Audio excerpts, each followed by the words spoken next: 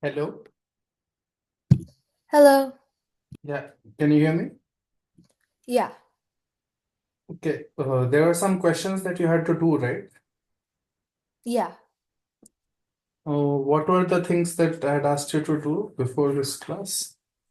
Uh, there was one question. It was like, for integers a, b, uh, m is greater than 1 and n is greater than 1.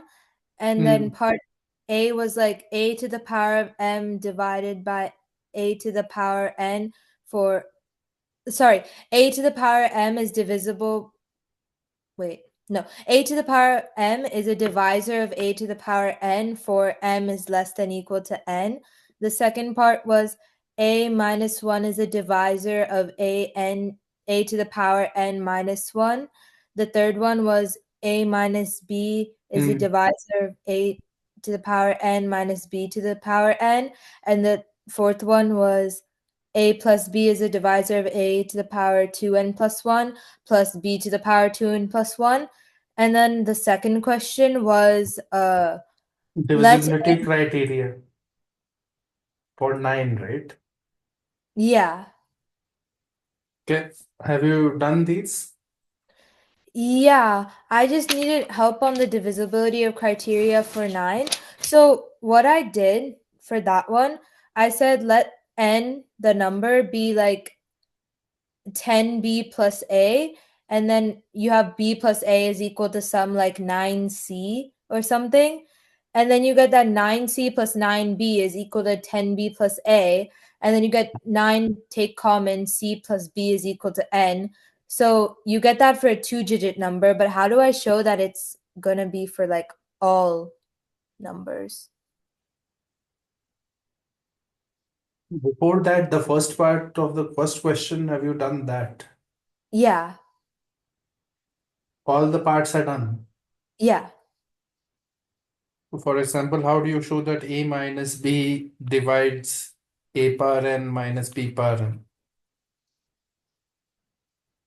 Oh, well, in the class, I think last class, you have an minus bn is equal to a minus b multiplied by a to the power n minus 1 plus a to the power n minus 2b, so on and so on. So you write that out, and then you can see that a minus b is like a factor, so then it's divisible. So this is an identity, and because of that, we can say that a minus b is a factor, right? Yeah. Yeah. Similarly, a power 2n plus 1 and b power 2n plus 1 also has a factorization. Yeah. This also has a factorization with a plus b as a factor. Right. It would be a power 2n, but now the signs will alternate, right? Right. Something like this will come. Yes. Okay, now the question is the divisibility for 9. So let n be a natural number.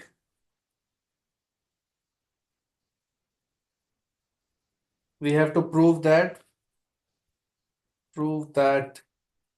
9 divides n if the sum of digits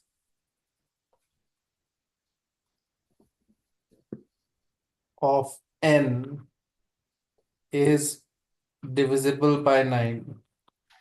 Right. Okay, so the idea here is to first think of it as a random number. We don't know the number of digits.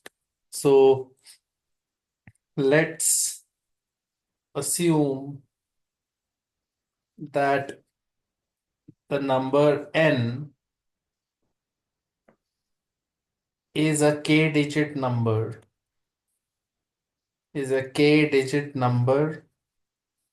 and the digits are basically, let's call the digits nk minus 1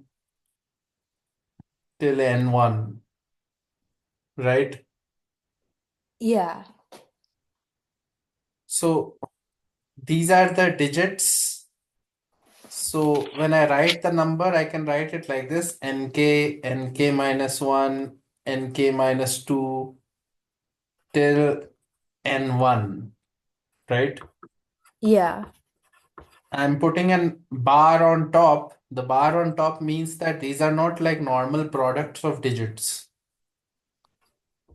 This bar on top is telling us that don't think of it as a product, right? Yes. Because technically 1, 2, 3, that means it's in a place value system. It's 123, not 1 into 2 into 3. Right. So this is my number. So let's call it as n. Now we have to prove that n is going to be divisible if and only if the sum of the digits is divisible by 9. Yeah. So if you think about it, if you write this number n in terms of the powers of 10 and all, what you would get is, if it's a 3-digit number, this is 10 power k minus 1 into nk plus 10 power k minus 2 into nk minus 1, and so on till 10 power 0 into n1, right? Yeah. Do you understand what I'm writing? Yes. So this is my number, and one way to write it in a shorthand form would be writing it using a summation, and you can say nj, and the summation here goes from 10 to the power, it is going to be a uh,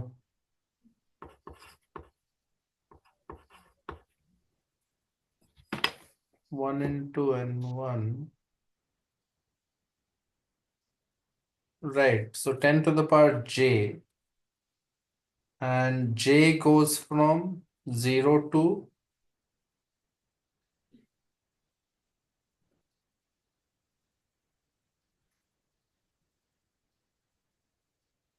one second, let me just rewrite it.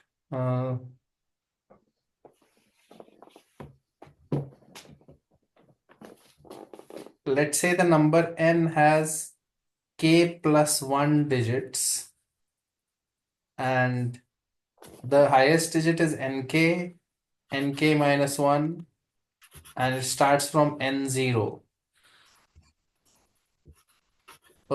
You will see why we are writing k plus 1 digits, because now the powers go up to 10 power k.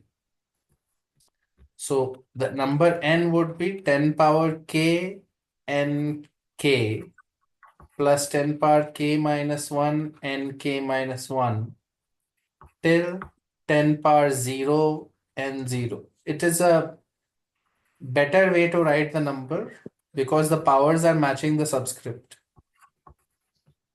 Yeah. We are saying it's a k plus 1 digit number instead of a k digit number. When you do k digit number, you will have to put a minus 1 power here, right? Right. For example, if it's a 3-digit number, I am going to write 2 into 10 square. This, right? Yes. So instead of starting from n1, I am starting from n0 and saying starts with power 10 power 0, right? Yeah. And k here is 2 plus 1, right? Yeah. Right. So that is k is 2 basically. So it will go up to n0, n1, and n2 for this number, right? Yeah. Not n3, but starting from 0, 1, 2 rather than 1, 2, 3. Right. There is no big difference. It's just I want to write this number as powers of 10, and the powers should match the subscript. That's all. Yeah. J goes from 0 to k. It is going to give us k plus 1 digits, right? Right. This is my n. And what is the sum of the digits? Sum of digits. Sum of digits is basically simply n0 plus n1 till nk, right? Yeah. So if you think of the sum of the digits, it is going to be equal to summation nj, where j goes from 0 to k, right? Yeah. You understand the summation symbol, right? Yes. It's just a shortcut to not write this all the time. When I write this summation, where summation is over the variable j from 0 to k, it means n0 plus n1. You keep the values of j as 0, 1, 2 till k. Yeah. And here also it's the same thing, except the thing that we are summing up is this, right? Yes. Okay, now let's calculate the value of n minus sum of the digits. N minus sum of the digits. So obviously, according to what we have written, it is summation j goes from 0 to k, 10 power j n j minus summation j goes from 0 to k n j, right? Yeah. So this is becoming summation j goes from 0 to k, 10 power j minus 1 times nj, right? Yeah. Every term you can see that they can be grouped together and you can write it as one particular summation, right? Yes. Now, as soon as you see this, you should realize from your previous property that 10 power n minus 1 power n will be 10 minus 1 into the other terms, right? Basically, Yes. it is the a power n minus b power n property factorization. Right. It will have a factor of 10 minus 1, right? Yeah. So that is 9 into some integer.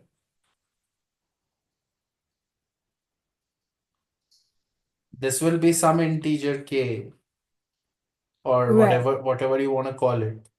But Yeah. what is obvious is that 10 power n minus 1 power n is always 9 times something. Yes. So every term here, at least the bracket itself is divisible by 9. So the whole thing is divisible by 9, right? Right. Every term is divisible by 9. So the whole sum is divisible by 9,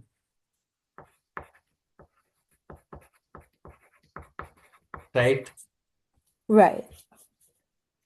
So if the right hand side is divisible by 9, then the left hand side is also divisible by 9. So sum of the digits, n minus sum of the digits, is divisible by 9, right? Yeah. And now you can say that uh, if it n minus sum of the digits is equal to some 9m, so n is coming as what? N is equal to some 9m plus sum of the digits, right? Yeah. So when will you get that n is also divisible by 9? The only way that n can be divisible by 9 is if this is also divisible by 9. Right. You cannot have this as divisible by 9 and n not divisible by 9, right? Right. Do you understand what I'm saying? Yes. Because we have already gotten n minus sum of digits is a multiple of 9, automatically both of them have to be multiples of 9. It cannot be one of them is a multiple, other one is not a multiple, Yeah. right? Yes. So that is the proof, and the proof here is general. We have proved right now for a k plus 1 digit number. K can be anything that you want. It can be 3, 4, 5, 6, whatever, right? Right. Okay, so that is the proof for this one. In the same way, we can, for example, show divisibility by 11. Proof of divisibility by 11. And if you know the criteria actually is not commonly known, but the criteria is that the alternating sum of digits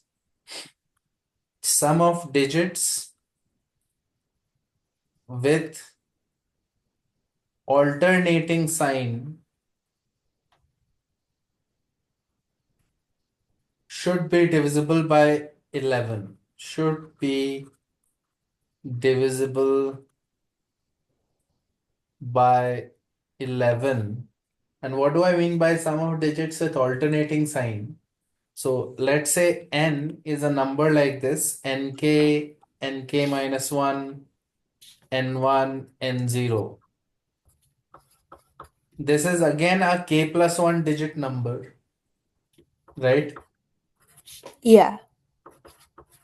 If you want to check whether this number is divisible by 11, all you have to check is this thing, n0 minus n1 plus n2 minus n3 plus and so on till minus 1 power k nk. So notice here that we are not simply adding all the digits. We have to add the digits, but we keep an alternating sign starting from n0. There is a plus n0 and then there is a minus n1, then there is a plus n2, minus n3, and it will be a plus or minus here depending on whether k is even or odd. Yeah. This is called an alternating sum. And the point is, if the alternating sum is divisible by 11, then the number is divisible by 11. So if you call this alternating sum, let's call it with a symbol, let's call it t of n. This is the alternating sum for the digits of the number n. We have to prove that n is divisible by 11 if t of n is divisible by 11. Yeah. Same way like 9, but this time the sum is not a direct sum, it is a sum with alternating signs. Right. So the point is, we'll do the same thing. N can be written as summation 10 power j n j, where j goes from 0 to k, right? Yes. Because you'll start with n0, you can see 10 power 0 n0, 10 power 1 n1, and so on. Mm-hmm. And Tn can be written as summation j goes from 0 to k minus 1 power k nk nj, not minus 1 power k, it is minus 1 power j nj.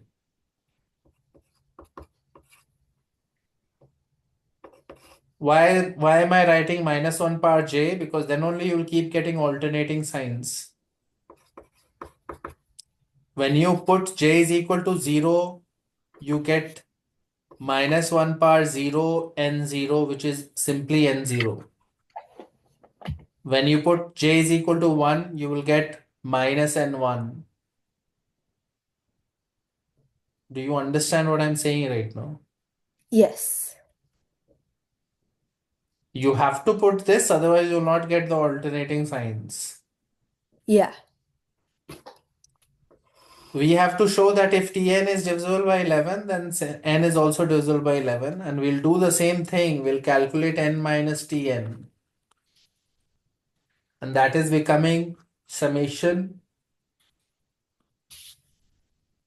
j goes from 0 to k. It is 10 power j minus 1 power j nj after combining the two expressions,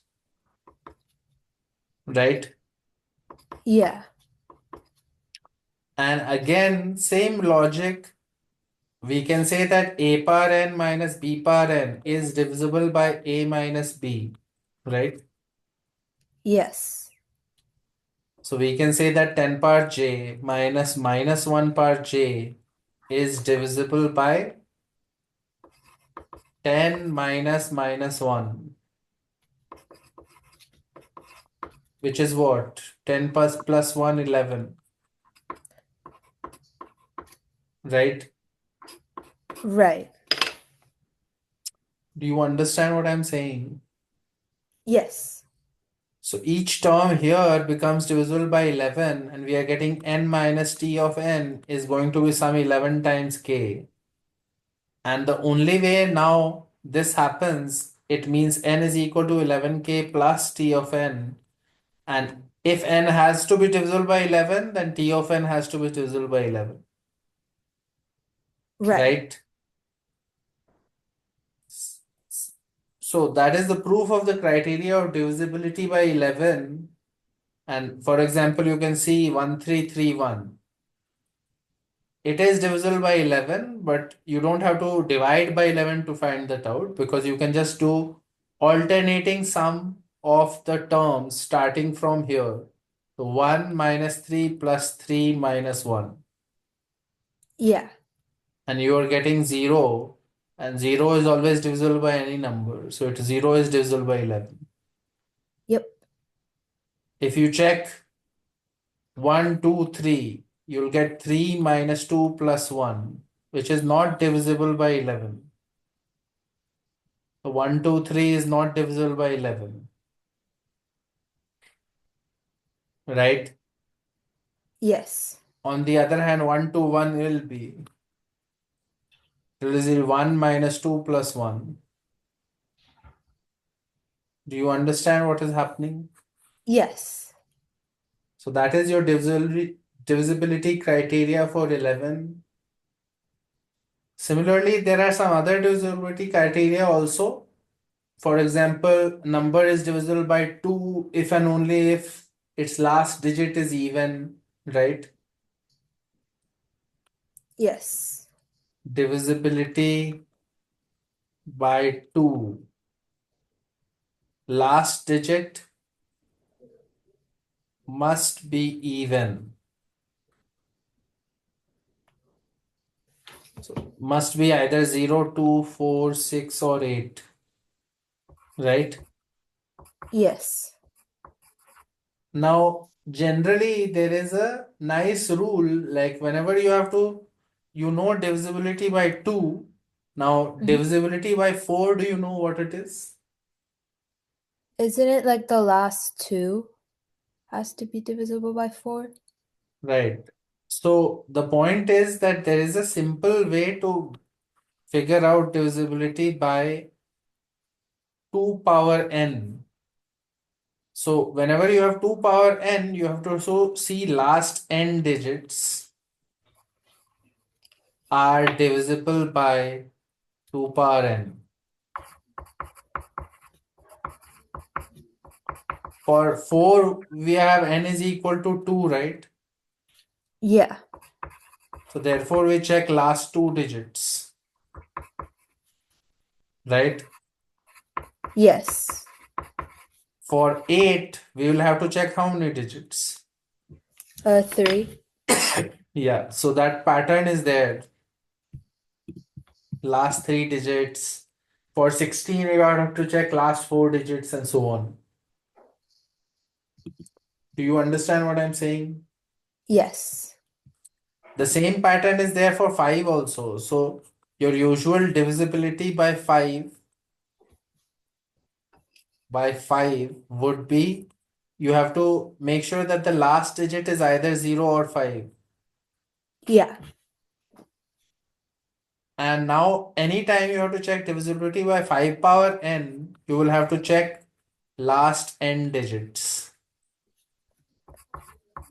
Last n digits should be divisible by 5 power n.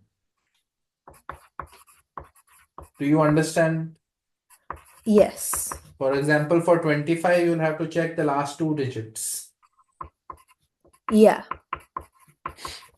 Okay, so now we come to our first basic definition, which is prime number. Prime numbers and composite numbers. Prime numbers and composite numbers, this is super important. And any integer p greater than 1 is called a prime, if it has only two positive divisors. A prime number has only two positive divisors, and the divisors are 1 and b, right? Yeah. So basically, any other number which is not a prime will have more than two divisors. Some other prime number will be a divisor of that number, right? Yes. For example, 6. The divisors of 6 are 1, 2, and 3, and 6. So notice that there are actually 4 divisors, and 2 of them are themselves prime numbers, right? Yes. But if it was a prime number like 11, there are only 1 and 11, right? Yes. So a prime number is a number that has no divisors other than 1 and itself, no other divisors, right? Yeah. Any integer not a prime is called composite, is called a composite number. You already know this, right? Yes. Okay. Now, one important definition that you should know for sure is this: integers A and B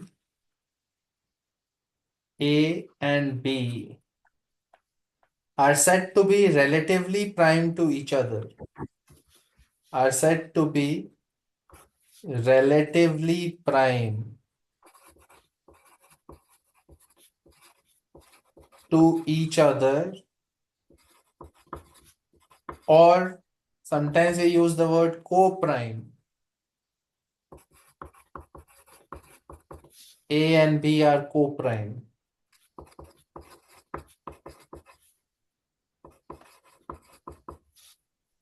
Do you know, have you heard of this term before? I think so, yeah. So what is the meaning? A and B are relatively prime to each other. Does it mean they have like no common divisors? They have no common divisors other than 1. Yeah. 1 is their only common divisor. So that is one way to say it. The normal meaning is A and B have no common divisors other than 1. Yeah. But we will use a different way to write it, which is more useful in problems. So it's the same meaning, but we'll write it like this. A and B are said to be relatively prime if there exist integers x and y such that a times x plus b times y equals 1. So first of all, you have to convince yourself that this statement is true. For example, 2 and 5, are they relatively prime to each other? Yeah. So what you should do is check whether this condition fits or not.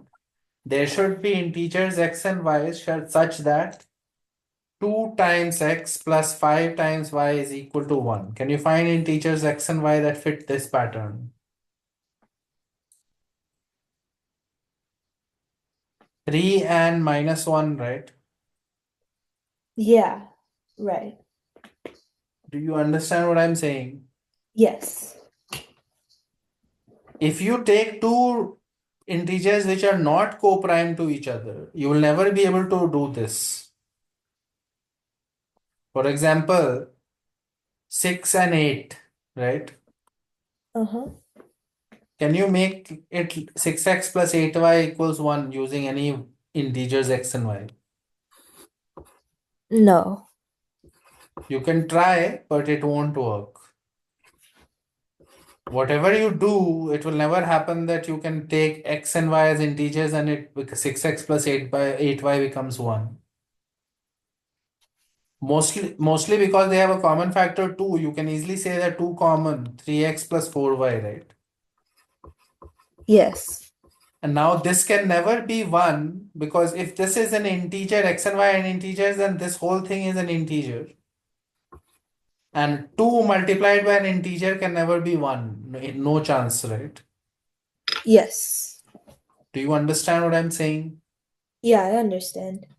So if there are existing integers x and y and ax plus by is 1, the only way it can happen is if a and b have no common factors. Because ax plus by equals 1. Let's assume that a and b have a common factor, have a common divisor, and let's call it d, right? Yeah. So a should be equal to d times k1 and b should be equal to d times k2, let's say, right? Uh-huh. And let's say this d. So now if you look at this equation, it will become dk1x plus dk2b, right?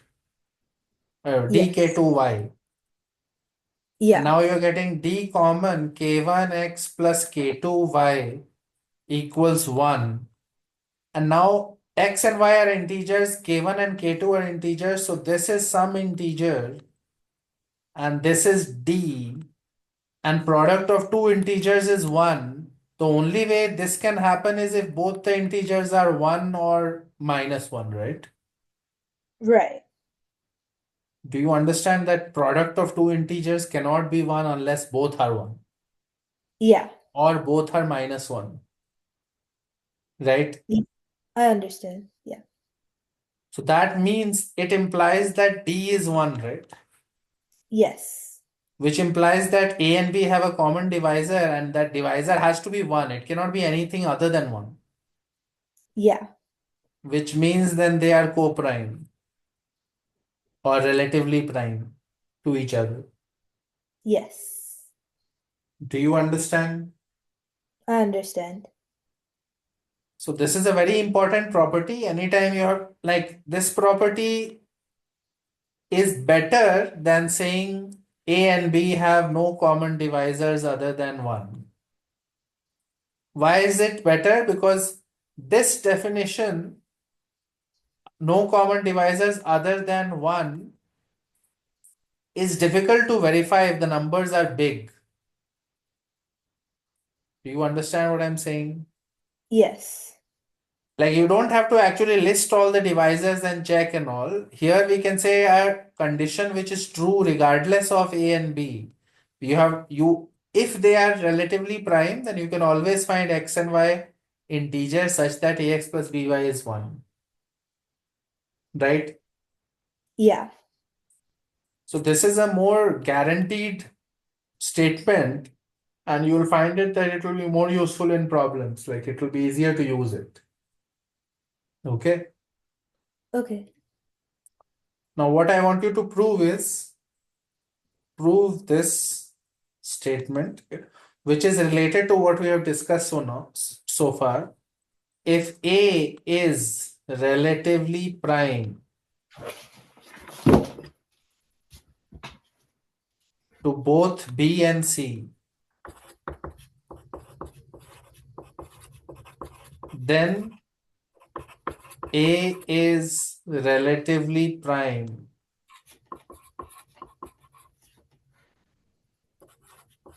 to BC. Do you understand what I'm saying? Yeah. Right. So try to prove this and prove it by the condition that we have just now seen. You have 5 minutes to try to get a proof. I'll be Okay. back in 5 minutes. Okay.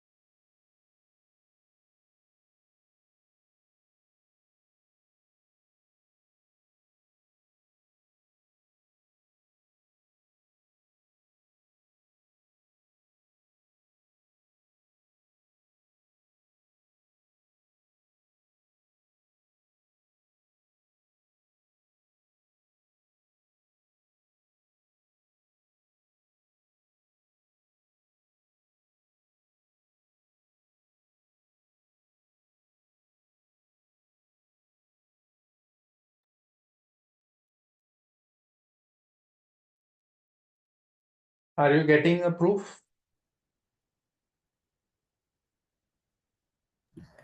So we can say that ax plus by equals 1, and then az plus ct equals 1. Right. So like So just, yeah. this is one condition where x and y are integers. And second condition is you can take two other variables. Yeah, just take two other variables. Z and C are also integers. And now, because this and this are both 1, we can multiply them.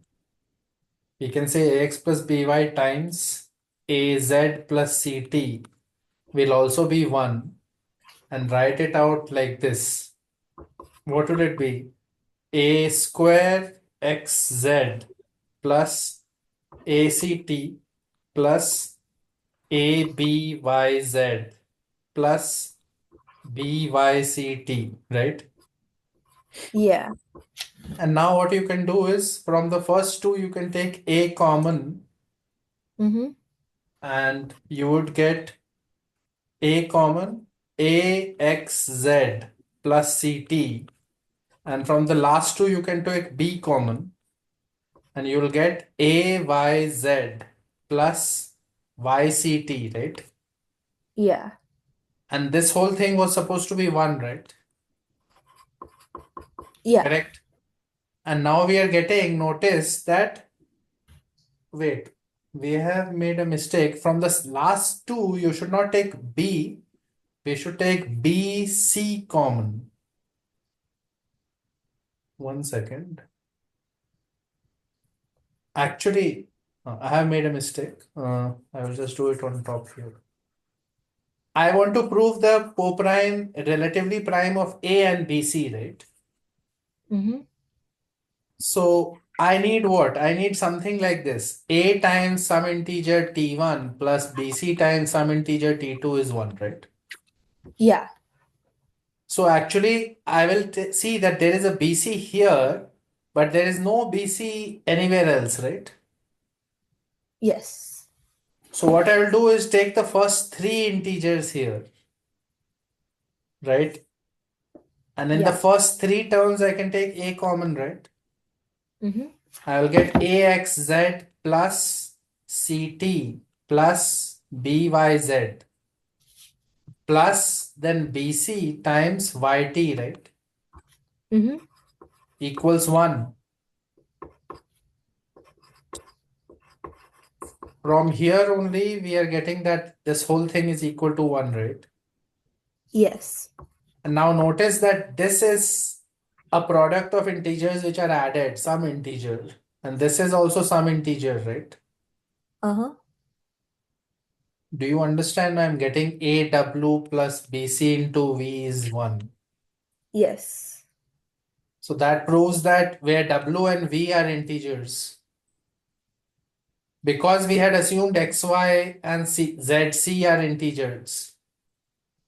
ZT, right? Yes.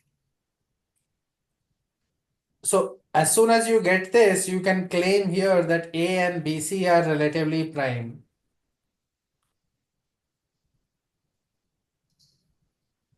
Why? Because we are getting A times W plus BC times V is 1.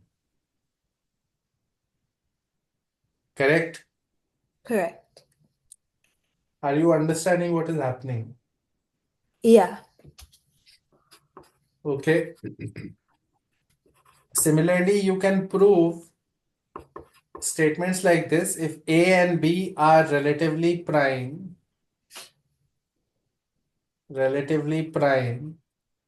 then A power M and B power N are also relatively prime.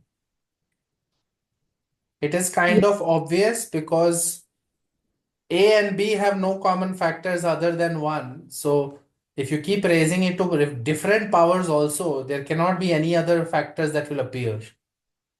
Right. If you think of the prime factorization of A and B, the prime factors are completely different from each other, right? Yeah. They will not have any common prime factor. So even if you raise it to the power m and raise it to the power n, you will not find any common prime factors coming, right? Yep. So that is another statement which can be proved. Then we have Gauss's lemma, and that says if A and B are relatively prime, if A and B are relatively prime and A divides BC, then A divides C. So basically we know that A and B are relatively prime, and we know that A will divide BC. So if A divides BC, then A doesn't have a common factor with B, right? Yes. So it can't really divide B, so it has to be dividing C, right? Right. The formal way to prove it would be to say that ax plus by equals 1, where x and y are integers, right? Because a and b are relatively prime, correct?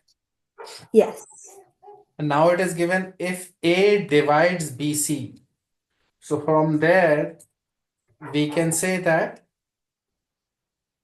uh, bc, okay? So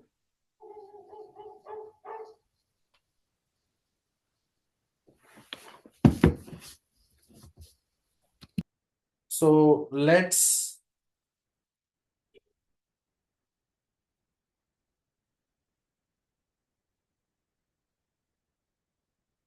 let's calculate this thing, cax plus cby, and we know that this is equal to c times ax plus by, and we know that that is equal to c times 1, right?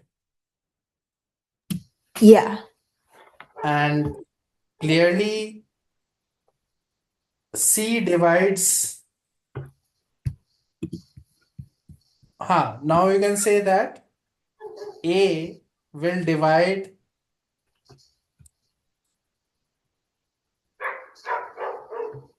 both of these terms. 1 second, let me think. If a divides bc, we have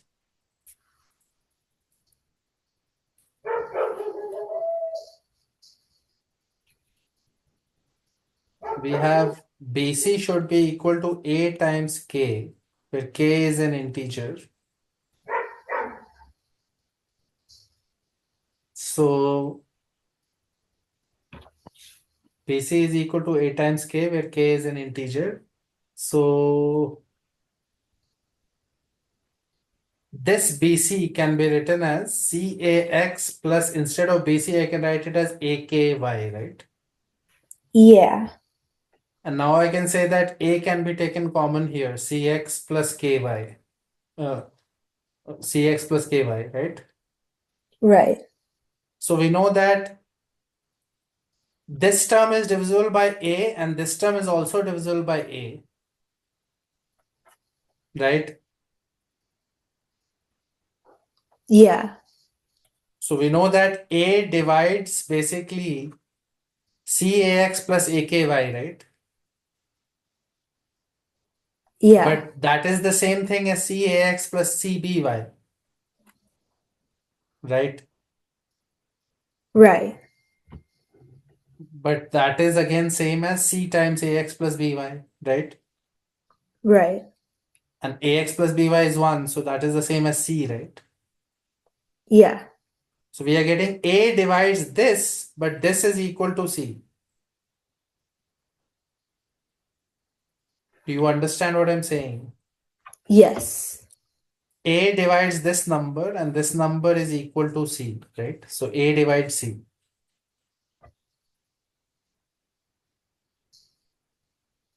Do you understand how we have proved it? Yes. We have used this condition. We have said x and y are integers. We have seen that if A divides BC, then BC is equal to A into K, where K is an integer. Yeah. And then we are trying to figure out what is C. So instead of writing it as just C, we can write it as C into 1, and we can write it as C into AX plus BY, right? Yeah. Which is CAX plus CBY, and instead of CB, I can write AK. Yes. And now I can say that A is common here. So clearly C is equal to A times something. So A divides C. Yeah. So that's how you have to use your number theory information and the definitions and all that we have so far found out. Okay. Mm-hmm. So you have to basically use whatever we have learned so far to solve these problems. Uh, don't make any assumptions other than what we have done so far. All the algebra identities we have seen and all the definitions we have seen about divisibility and about relatively prime numbers, the definition of relatively prime, and so on. Right? Yeah. The only other thing that you can use is induction that we have seen in the previous class. Okay. Okay. So I will give you a few problems to work on, and these problems you should try over the coming week. So write them down. First one is find the sum of the digits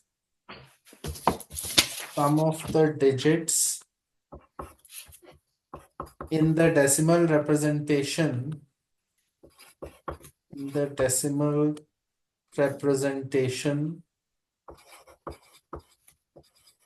of the number A is equal to 5 to the power 2010 multiplied by 16 to the power 502. So this number will be a huge number, but what we have to find is not the number, we have to find the sum of the digits. Okay. Yeah. So try it out. Then second one is if n is a natural number, is the natural number for which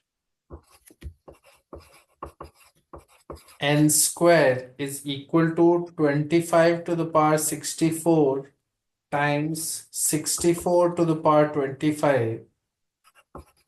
Again, find the sum of the digits of n. Find the sum of the digits of n. Then the third problem is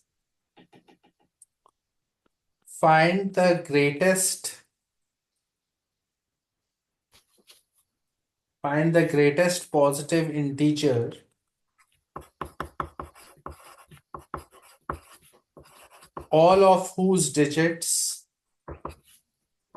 all of whose digits are distinct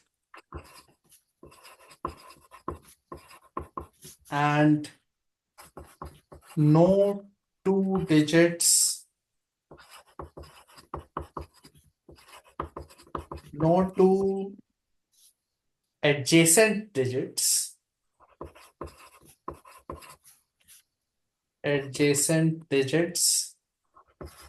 are consecutive integers. Tell me if you understand the meaning of the problem. So there is a number, all of whose digits are different, they are distinct, and Mm-hmm. none of whose any two adjacent digits cannot be consecutive integers. Okay. Two digits next to each other cannot be consecutive integers. And Yeah. those are the conditions of the number, and we have to find the greatest positive integer that is possible. Okay. Yeah. So this is first three. Have you written down these three? Yes. Okay. Fourth one is find the least positive integer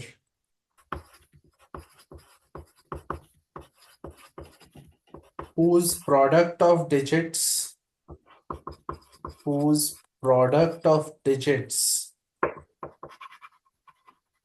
is 10 factorial. Do you know the meaning of the symbol factorial? Yes. 10 factorial is 10 into 9 into 8 till 1. Mm-hmm. right? Yeah.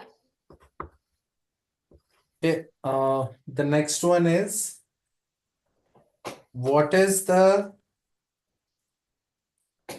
greatest n such that the digits of the number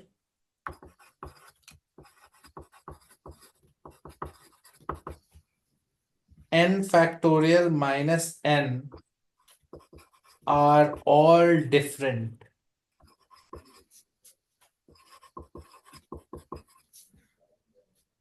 Digits of the number n factorial minus n are all different. And last one will be this problem. A perfect square is a natural number n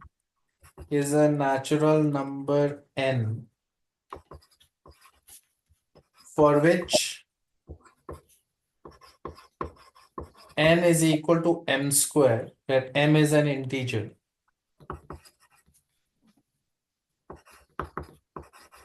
Find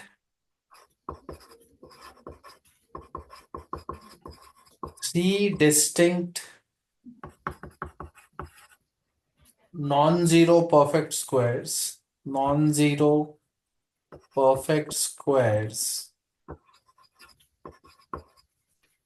whose sum is also a perfect square.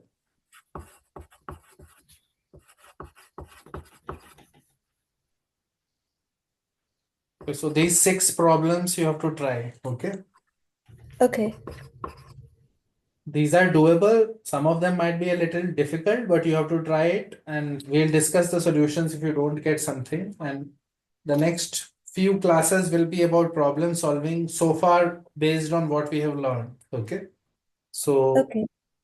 try it out and we'll discuss if you have any difficulties in these. Okay, Okay.